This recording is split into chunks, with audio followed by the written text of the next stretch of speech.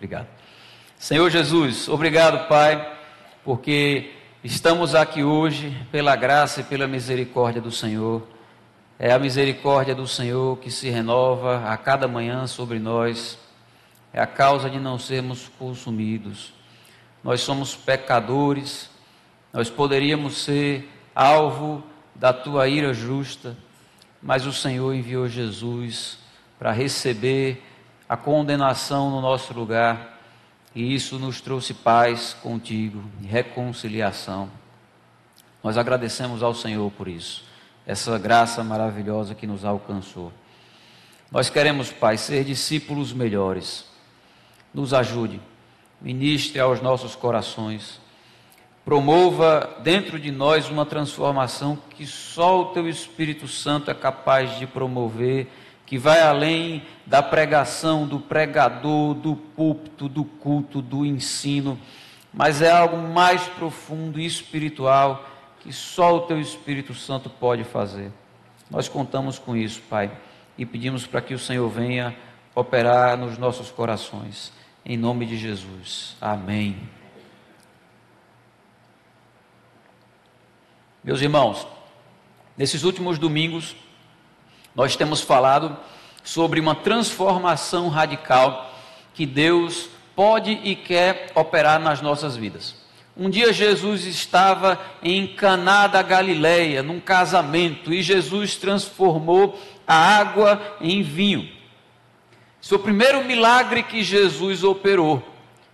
E talvez seja algo muito simbólico, de que o primeiro milagre que Jesus quer operar em nós é o milagre da transformação. Você era de um jeito, Deus quer fazer com que você se torne outra pessoa, uma nova criatura, uma nova criação. E isso vai, de alguma forma, contribuir com os nossos relacionamentos. Deus quer fazer com que aconteça em nós uma transformação como que da água para o vinho. Quanto mais isso acontecer, quanto mais nós formos transformados por Deus, mais os nossos relacionamentos também serão transformados. Deus quer transformar o nosso casamento, mas o nosso casamento só muda quando a gente muda. A nossa relação com os nossos pais ou com os nossos filhos só muda quando a gente muda. O nosso relacionamento com os nossos amigos, com os nossos irmãos em Cristo, só vai mudar quando a gente mudar. E se a gente não muda, nada muda. Essa transformação radical começa de dentro para fora e ultrapassa ou atravessa muitas áreas da nossa vida. Nós já falamos até aqui sobre murmuração e gratidão, já falamos sobre orgulho e humildade, já falamos sobre ira e paciência. Hoje a gente vai falar sobre fofoca e edificação. Você conhece alguém fofoqueiro? Não diga não. Deixe bem guardado para você não virar o fofoqueiro. Mas talvez o fofoqueiro seja você mesmo. Algumas pessoas têm dificuldade com isso mais do que outras.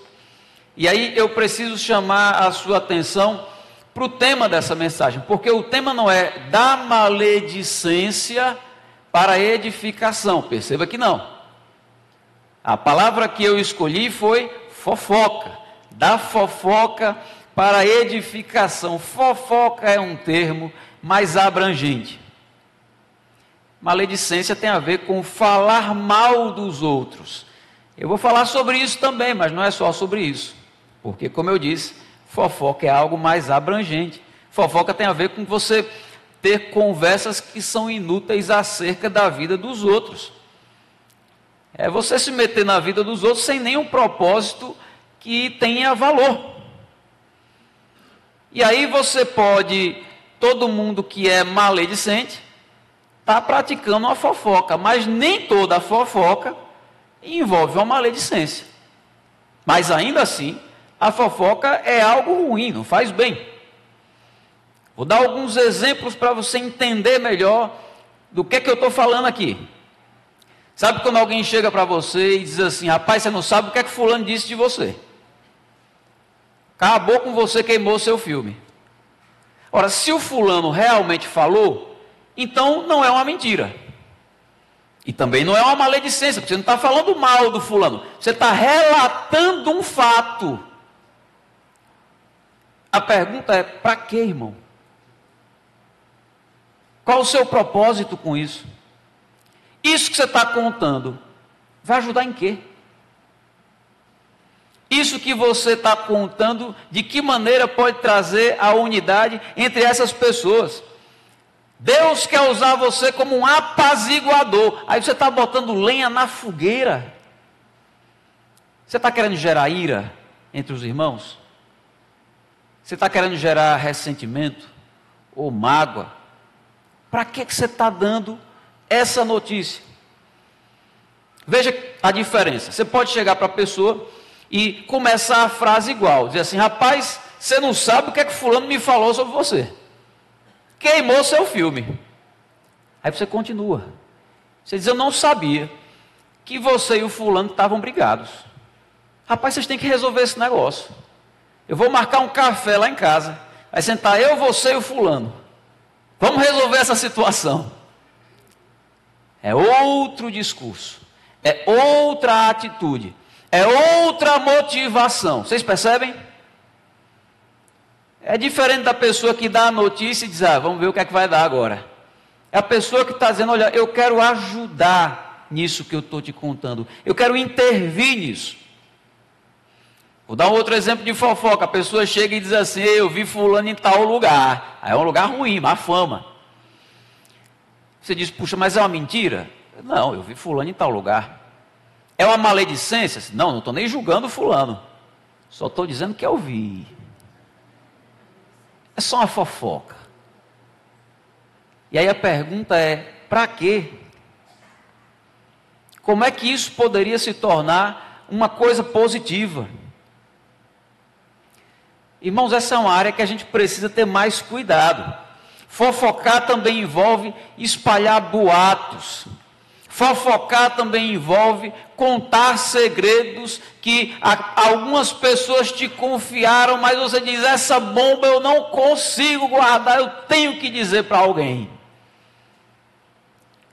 E aí você vai e espalha isso para outras pessoas. A pessoa pediu para você não contar, mas você arbitrariamente decidiu contar só para 2 amigas. E você diz: não, é porque essas daqui são as melhores amigas. E a gente sabe como esse negócio acaba, porque cada uma dessas suas amigas tem mais 2 amigas. E daqui a pouco todo mundo está sabendo. E na melhor das hipóteses, se essas amigas não disserem para ninguém, você já traiu a confiança daquela pessoa, porque ela disse para você não contar para ninguém. Ela não te deu o direito de escolher 2 amigas para você contar.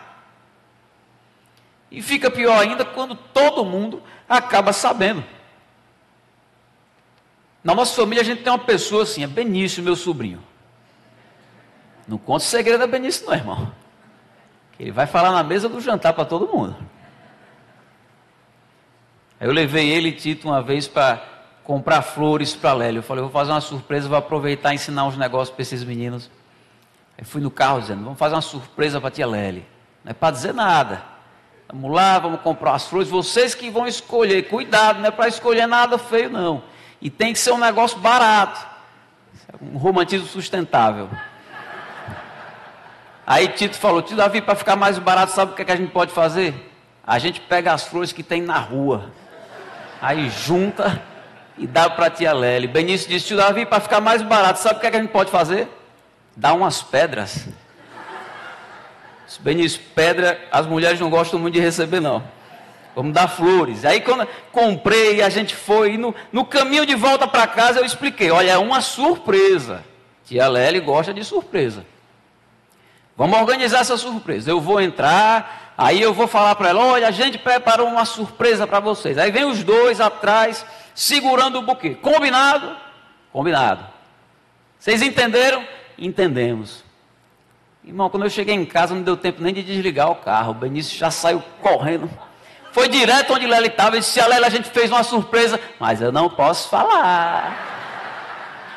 E ainda ficou: eu conto, não conto. Dava para ver que tinha uma batalha espiritual ali acontecendo no interior dele. Daqui a pouco vem Tito atrás com a cara desse tamanho: você sempre estraga as nossas surpresas. Toda família tem alguém assim. Talvez seja você, a pessoa que não consegue guardar segredos, é mais forte do que você. Agora veja, irmãos, quando a gente está tratando de uma coisa simples, aquilo ali, se fosse surpresa, se não fosse, não ia fazer muita diferença para a Lely. Aí é algo trivial, a gente ri, é um menino de 5 anos. Agora, quando é um segredo, quando é algo importante, quando é algo, às vezes, até constrangedor para o outro, e quando você não tem mais 5 anos de idade, você tem 50, aí, irmão, ninguém dá risada. Aí a coisa ganha um outro corpo, uma outra expressão. Tem gente que perde muito tempo falando da vida alheia. E na minha percepção, eu não sei até que ponto faço a leitura certa. Na nossa comunidade, fofoca é um problema maior do que maledicência. Existe maledicência. Mas eu acredito que fofoca é um pecado que precisa ser mais combatido do que a maledicência. Por isso que eu decidi falar sobre esse assunto. E qual o versículo para a gente falar sobre fofoca? Porque não tem um versículo dizendo, não fofocarás, não sejais fofoqueiro. Mas como eu disse para vocês, fofoca é um assunto muito amplo. E aí a gente tem na Bíblia muitos ensinos sobre o uso correto e o uso errado da nossa língua, das nossas palavras. E aí nós podemos explorar esses versículos. E eu quero começar dizendo que a fofoca afeta a nossa relação com Deus. Veja comigo Provérbios capítulo 6, versículo 16 ao 19.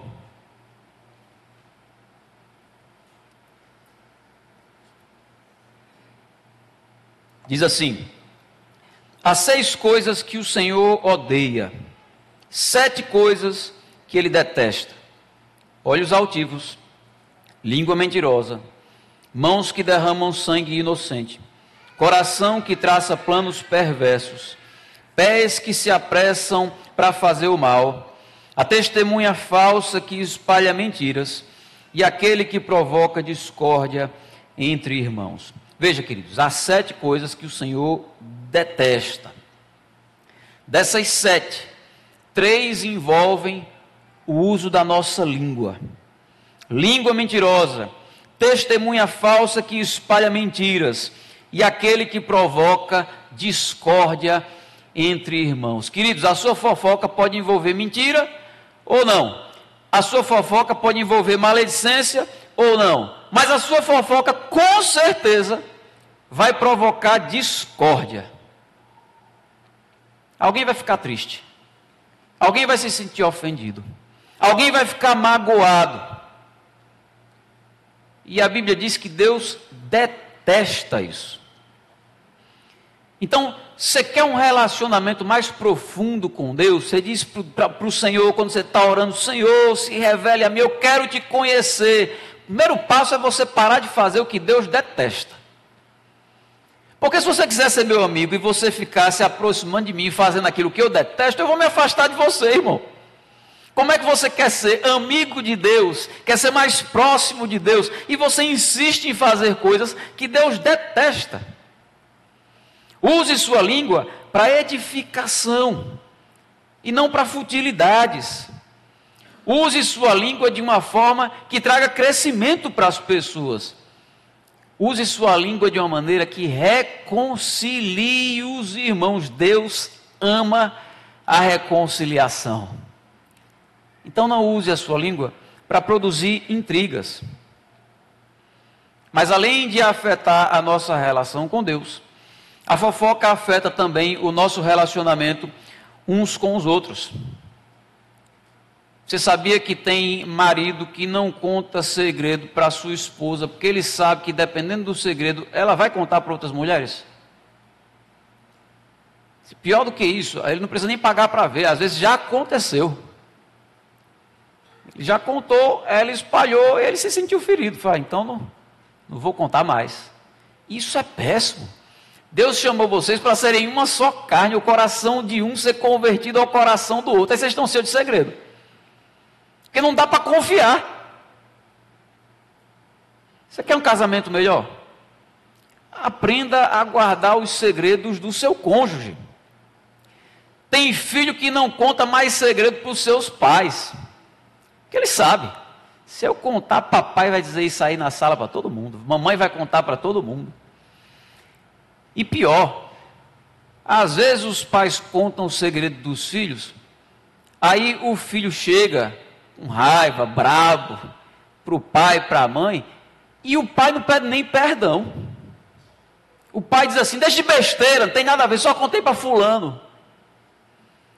Mas irmão, se seu filho contou para você e pediu o segredo, é para você não contar para ninguém. E quando você vira para o seu filho e diz assim: deixe de besteira, você está dizendo: isso que para você é um segredo e é importante, eu considero besteira, eu vou contar para quem eu quiser. E eu não estou querendo fazer tempestade num copo d'água e dizer que aí você perderá o seu filho. Não, não tem nada a ver. Não estou dizendo que o seu filho ficará profundamente traumatizado. Não, é mais simples do que isso. Mas é igualmente danoso. Seu filho vai se afastar um pouco de você. E esses segredos ele vai contar, sabe para quem? Para aqueles colegas da escola. Tudo cabeça de vento. Isso é um perigo, irmãos. Especialmente na adolescência. Você saber que você é a última pessoa a ter notícias sobre alguns segredos do seu filho. Não precisa ser assim. Mas ao mesmo tempo, irmãos, especialmente na adolescência, você não bota a faca no pescoço e diz: você vai me contar os segredos. Não, irmão. Ou você conquista a confiança do seu filho, ou você não conquista. Ele não vai te contar. E confiança é algo que a gente constrói, mas também é algo que a gente destrói. Então, para você ter um melhor relacionamento com seu filho, com a sua filha e com seus pais, é importante você parar de ser fofoqueiro. Parar de contar os segredos que as pessoas contam para você. Provérbios capítulo 20, versículo 19. Salomão diz assim: quem vive contando casos, não guarda segredo. Por isso evite quem fala demais. Veja, se a gente fosse parafrasear, repetir essa frase de um outro jeito, o que Salomão está dizendo é assim: quem fala as coisas para você, depois vai falar de você para as outras pessoas. Então tome cuidado. Quem vive contando casos para você, vai chegar uma hora que vai contar os seus casos para outras pessoas. Essa pessoa não guarda segredos. Evite quem fala demais. Essa é uma frase que dói.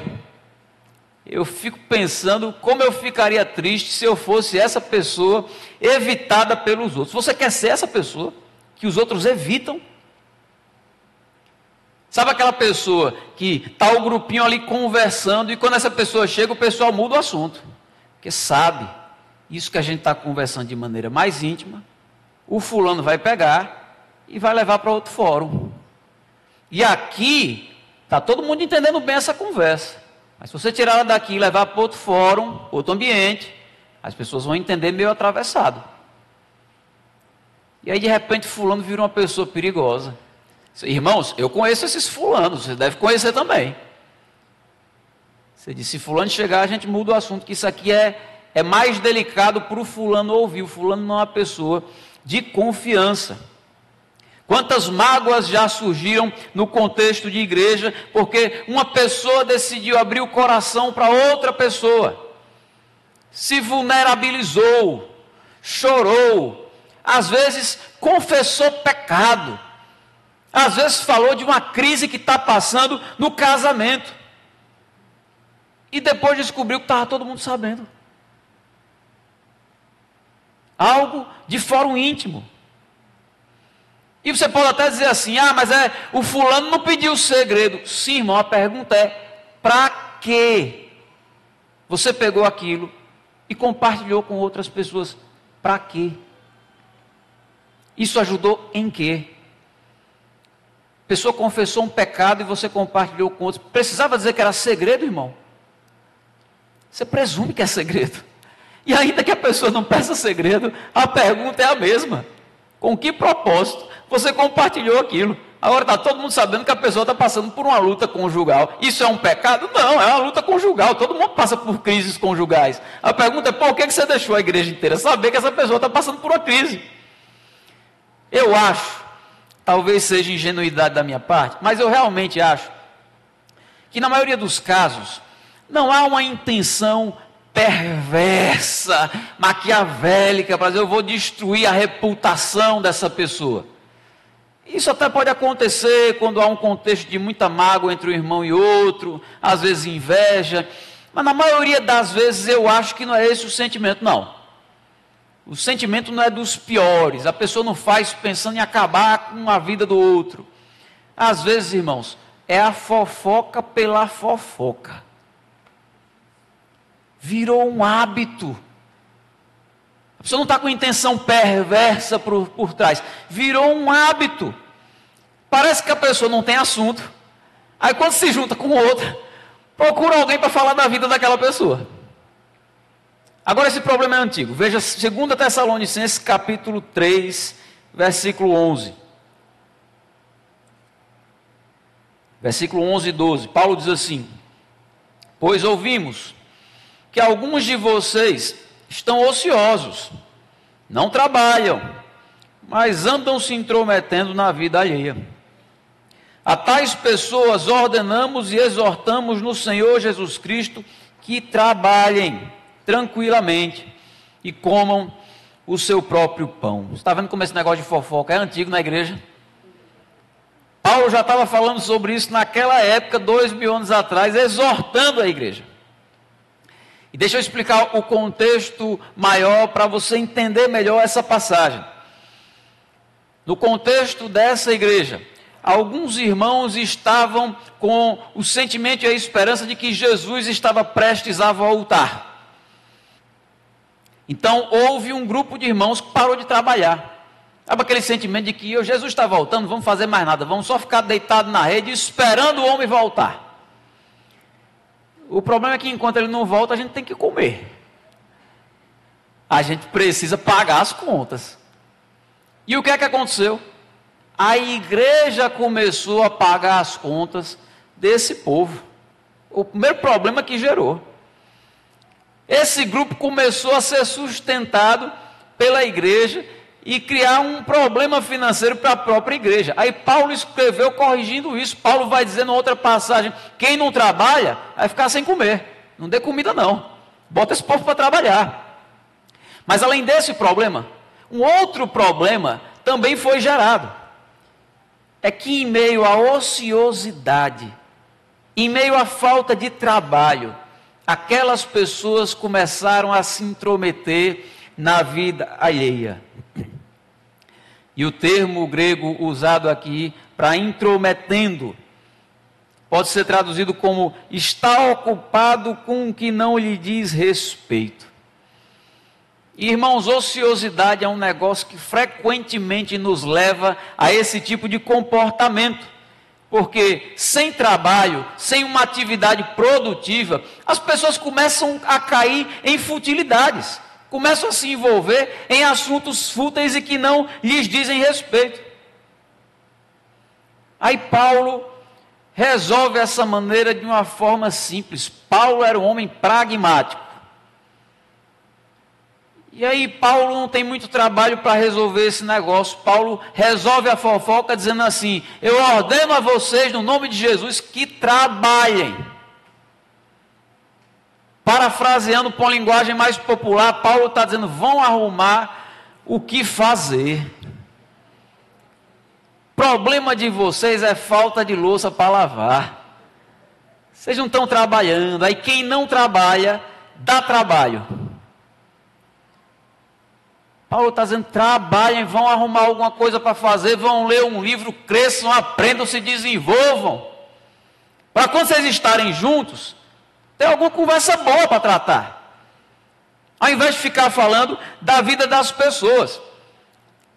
Quando a gente está junto, é bom discutir ideias e não pessoas. Falar sobre aquilo que é produtivo, que faz a gente crescer, ao invés de ficar falando sobre pessoas. Irmãos, as fofocas destroem relacionamentos. E às vezes você não está fazendo a fofoca, mas você está ali no meio, a pessoa fofocou, e de repente você começa a ter impressão errada sobre o irmão da igreja. Você nem conhece direito o irmão, mas você está com impressão errada porque alguém chegou e fez uma fofoca. O irmão nunca fez nada com você, mas você já está com impressão negativa, porque alguém foi lá e fez uma fofoca a respeito daquela pessoa. Fofocas são como pequenas faíscas, e as pequenas faíscas elas podem começar grandes incêndios. Uma palavra mal colocada, um comentário inapropriado, e de repente você traz complicação a um casamento. De repente você separa uma amizade. De repente você cria um problema maior para a igreja como um todo. Prejudica a unidade da igreja. Provérbios capítulo 16, versículo 28.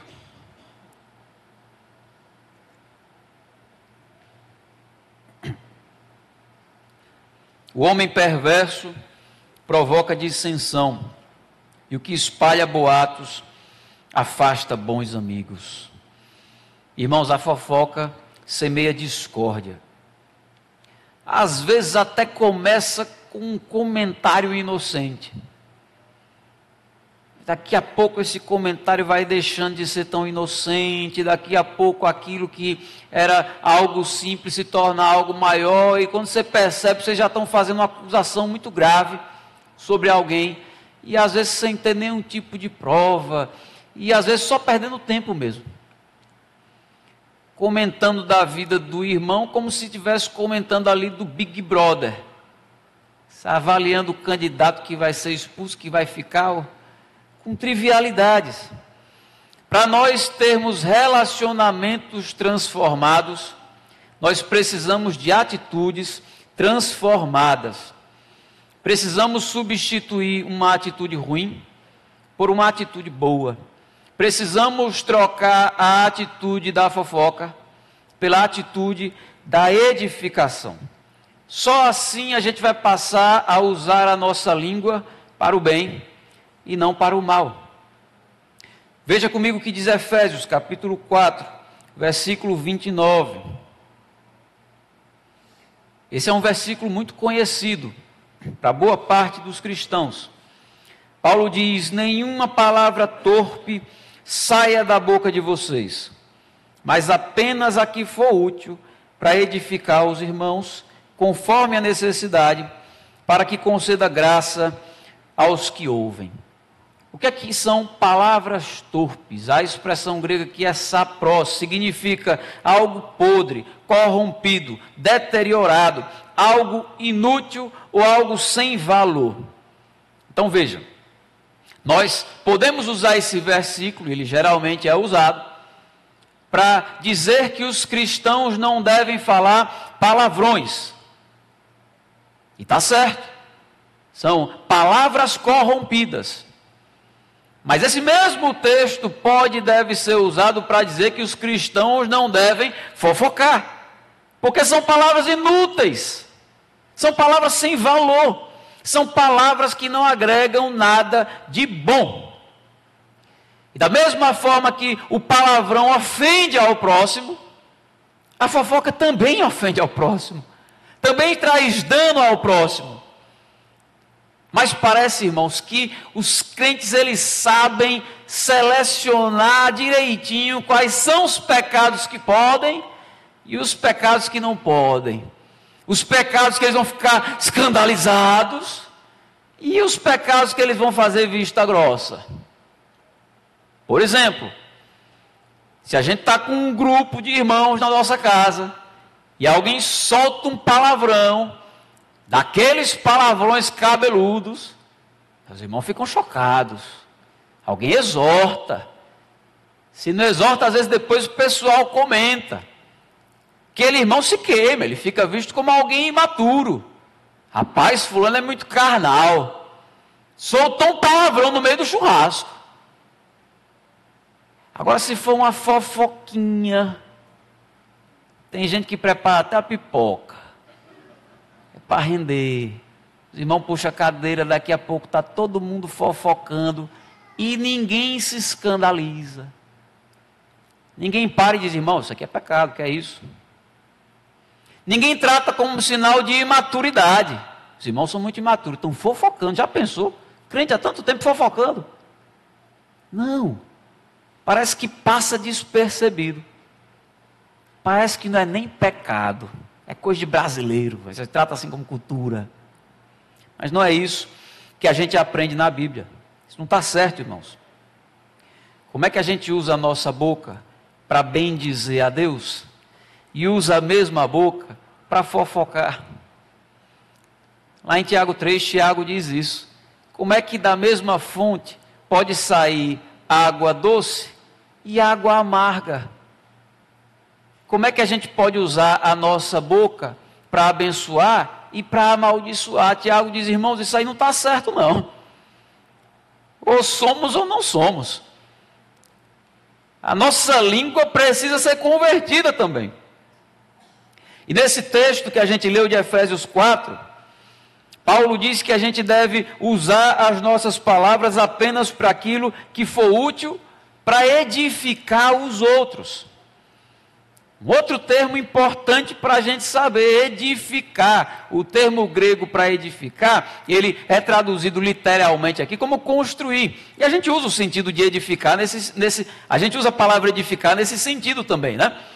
Tem gente que é formado em projetos e edificações, tem a ver com construções.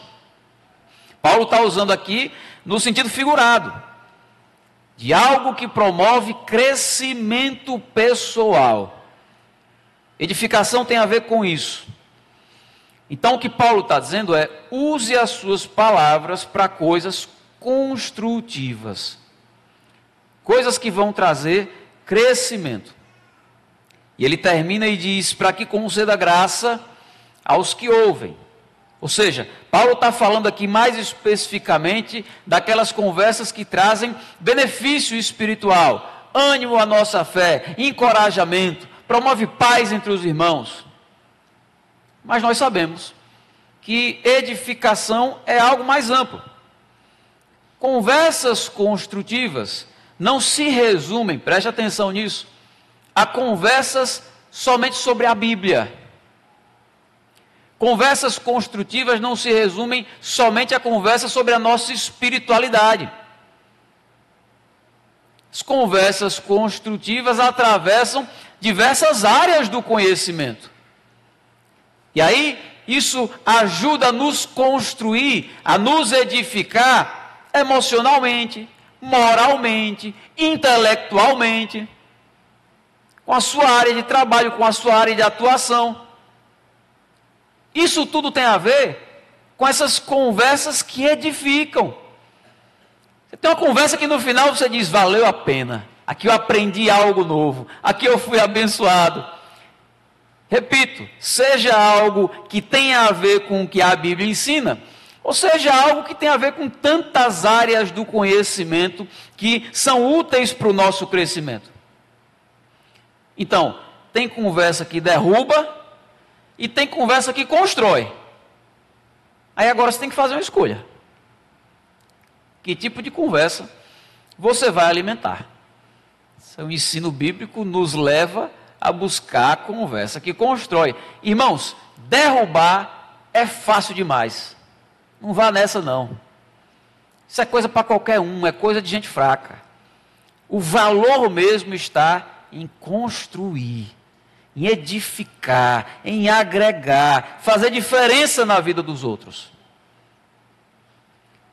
Ainda em Efésios capítulo 4, o texto que nós lemos, no contexto maior, Paulo está falando sobre a nova vida em Cristo. E quais são as características dessa nova vida em Cristo? Como é que deve ser o comportamento daqueles que começaram a seguir Jesus? E dentro desse contexto, Paulo está dizendo como é que a gente deve usar as nossas palavras como cristãos e dentro do nosso contexto de comunidade. Então, a velha natureza, O nosso velho homem, velha mulher, velho ser, estava corrompido.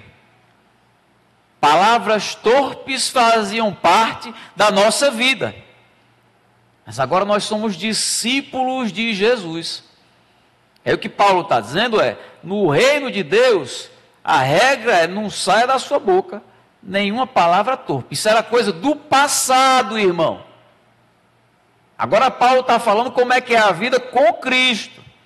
E com Cristo as nossas palavras têm que edificar, têm que transmitir graça para as pessoas. Essa é uma exortação da parte de Paulo muito preciosa para nós. Paulo está dizendo, a língua do crente precisa ser ferramenta de crescimento, de construção, de edificação, de bênção. A língua do crente tem que ser usada como ferramenta e meio para uma transformação positiva na vida das pessoas. A fofoca precisa ser substituída por edificação. Então, irmãos, quando você estiver no meio de uma fofoca, o Espírito Santo precisa te incomodar, você precisa lembrar que você foi chamado para construir e não para derrubar. Deus te chamou para colocar tijolos na vida dos irmãos, ao invés de derrubar paredes. Agora imagina a diferença prática que isso pode fazer nas nossas famílias, entre os nossos parentes que às vezes estão intrigados um com o outro, no nosso ambiente de trabalho, no nosso ambiente como igreja. Aí eu penso em algo, você vai num ambiente de trabalho, é muito comum você ter um ambiente de trabalho com muita fofoca. Irmão, eles não são discípulos de Jesus, mas você é. Para eles, aquele tempo do cafezinho e fofoca faz muito sentido, para você não pode fazer, irmão. Você não pode sentar ali como se você vivesse a mesma vida que eles. Você não vive. Você nasceu de novo. Você precisa fazer a diferença naquele lugar. Deus nos chamou para uma nova forma de falar e nós podemos usar a nossa língua para fortalecer as pessoas ao invés de enfraquecer as pessoas.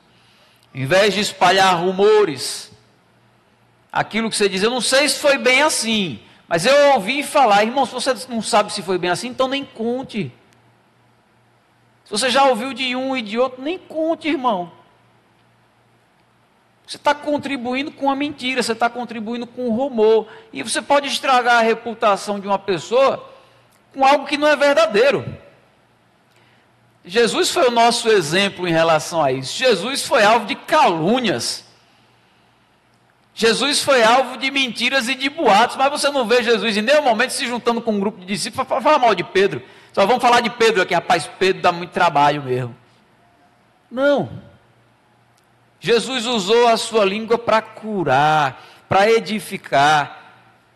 E se nós quisermos usufruir e desfrutar de relacionamentos transformados, nós precisamos fazer a mesma coisa. Cultivar um ambiente de cura. Cultivar um ambiente de edificação. De maneira simples e prática, quando alguém começar uma fofoca, como é que você deve reagir? Porque você pode dizer para mim assim, Davi, a fofoca eu não vou abolir da minha vida.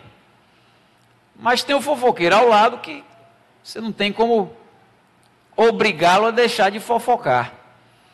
Aí você já pensou se você está numa conversa super agradável e de repente você percebe que aquela conversa está descambando para uma fofoca, como é que você faz? Você vai levantar e dizer, ó, isso aqui eu não participo não. Você vai levantar e ir embora? Não precisa reagir assim. E se você estiver na sua casa, você vai embora para onde, irmão? Vai ficar no meio da rua? Vai mandar o povo embora da sua casa? Então tem algumas abordagens que você pode pegar a dica porque ela pode te ajudar.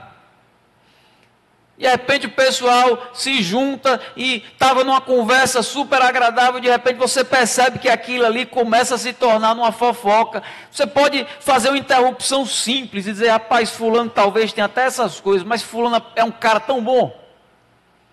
Aí você redireciona a conversa. Rapaz, fulano me ajudou uma vez e tal coisa, e tal coisa, e tal coisa. Rapaz, fulano é uma bênção. E geralmente o fofoqueiro começa a se constranger com situações assim. Ou a pessoa começa uma fofoca, como eu disse, fofoca é um negócio amplo, é um termo amplo, né? Pode ser uma mentira, pode ser uma maledicência, pode ser contando qualquer coisa. A pessoa começa uma fofoca e começa a falar da outra pessoa e você diz assim, rapaz, eu acho que é importante você dizer isso para o fulano. Porque isso aí é uma coisa que você tem que tratar, cara. Ou então você dizer, rapaz, eu estou percebendo que você está com raiva de fulano. Vamos conversar nós três? Eu digo a você que certamente essa conversa não vai acontecer. Que a pessoa não vai querer. Mas ela já se sente um pouco mais constrangida a continuar. Ou então você diz assim, rapaz, eu prefiro nem falar do fulano, porque o fulano não está aqui para se defender. Isso já constrange. Já faz com que a pessoa diga, epa, peraí, esse cara aqui não dá trela para fofoca, não. Esse aqui não fica pedindo mais. Esse aqui é alguém que corta logo isso. Lá em Mateus capítulo 12, Jesus disse que a boca fala do que o coração está cheio. Irmãos, nosso coração está cheio de futilidade, de coisas inúteis, ou está cheio de coisas que constroem e edificam. Nossa língua precisa apontar, ou melhor, ela aponta para aquilo que nós estamos buscando no nosso dia a dia. É uma ferramenta poderosa para o bem e pode ser uma ferramenta poderosa para o mal. A escolha é nossa. Mas para nós termos relacionamentos transformados, nós precisamos de uma língua transformada. Há um pastor que diz que um dos sinais mais fortes de que nós estamos cheios do Espírito Santo não é quando a gente fala em línguas estranhas, é quando a gente controla a nossa língua. A gente controla a nossa língua, tem cuidado naquilo que fala. Sempre que alguém se aproxima de nós é abençoado, cresce, aprende alguma coisa. Você tem boas conversas para trazer para as pessoas e para acrescentar. Você não fica pensando em falar sobre pessoas, você fala sobre ideias. E aí quem chega perto de você é abençoado. Pense nisso, meu irmão, pense nisso, minha irmã. E se você tem dificuldade com isso, confesse isso, irmão. Eu tenho dito isso para vocês nas outras mensagens. Tem uns pecados que são meio inconfessáveis. Não são os cabeludos, não. Os pecados cabeludos, depois de um tempo, a gente fica com crise de consciência e confessa. O problema são esses pecadinhos, que a gente nem sente que é pecado, a gente se acostumou. Aí não confessa. E deixa passar. Irmãos, o nosso Deus é perfeitamente santo. E a gente é chamado para ser seguidor desse Deus que encarnou em Cristo. Nós precisamos seguir o exemplo de Jesus, e a Bíblia diz, ele não cometeu pecado e nenhum dolo se achou em sua boca. Jesus nunca errou na forma de falar, por isso eu garanto que ele nunca cometeu nenhuma fofoquinha, porque a Bíblia diz que na sua boca não se achou erro, engano, dolo. Esse é o nosso mestre, irmãos, e nós precisamos ficar atentos, para que a nossa língua não seja ferramenta de desgraça, mas de graça na vida uns dos outros. Nosso casamento possa se tornar melhor, que a nossa língua vai ser mais santa. Que a nossa relação com os nossos filhos, com os nossos pais, possa se tornar melhor, que a nossa língua vai ser mais santa. Que ninguém vá embora dessa igreja, porque um irmão foi lá e falou do outro pelas costas, e o pecado espalhou para todo mundo, em nome de Jesus, irmãos. Que a gente não perca ninguém, por causa de um pecado tão bobo, tão elementar, que crente velho não devia estar mais caindo nisso, não. Crente velho não é para estar falando palavrão, não. E crente velho também não é para estar fofocando, não, porque o versículo que fala sobre uma coisa está falando sobre a outra também. Amém? Vamos crescer, Vamos amadurecer para a glória de Deus. Vamos orar? Se você puder, fique de pé.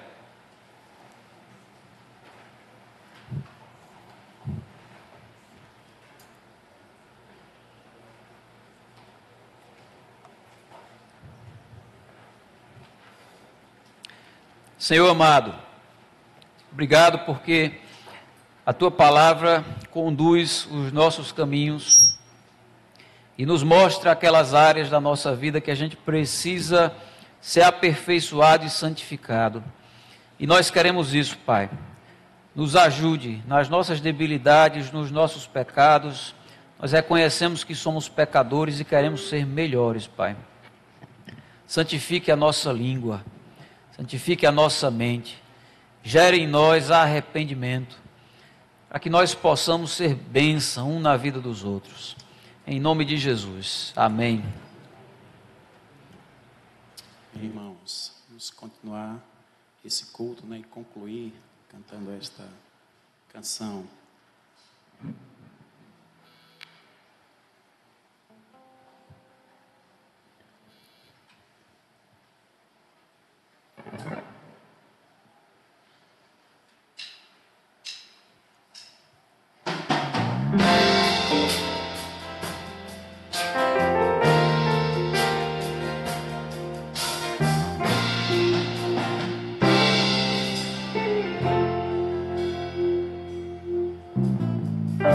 Louvemos ao Senhor, louvemos ao Senhor, louvemos ao Senhor, adoremos no seu santo monte, nosso amado Pai, seu nome é santo. Do início. Louvemos ao Senhor, louvemos ao Senhor, louvemos ao Senhor, adoremos no seu santo monte, nosso amado Pai, seu nome é santo. Louvamos ao Senhor, pois seu nome é santo.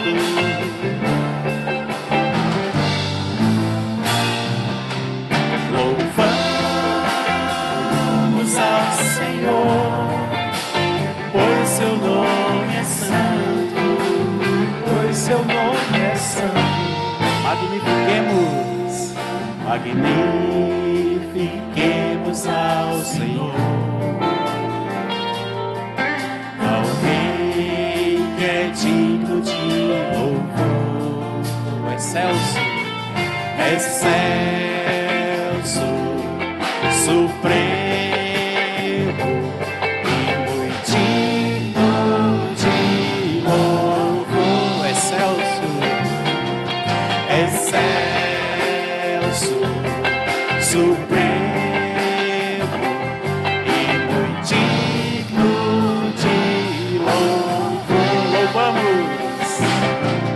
Louvamos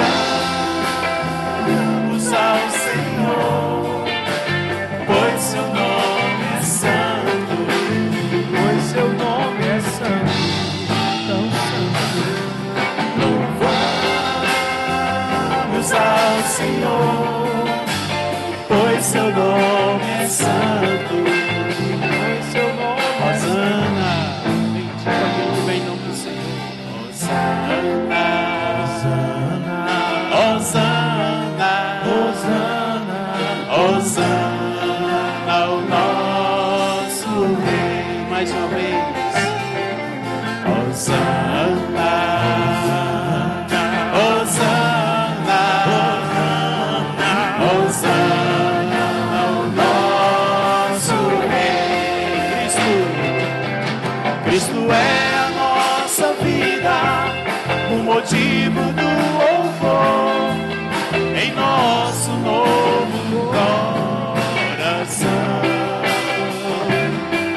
pois morreu a nossa morte para vivermos sua vida. trouxe grande salvação. Mais uma vez, Cristo.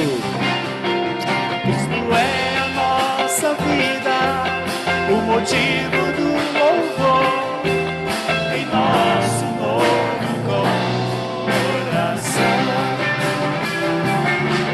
Pois morreu a nossa morte para vivermos sua vida, nos trouxe grande salvação.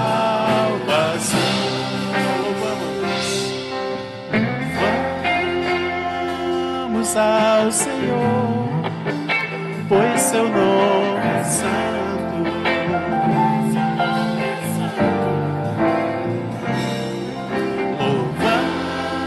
Louvamos ao Senhor, pois seu nome é santo, pois seu nome é santo.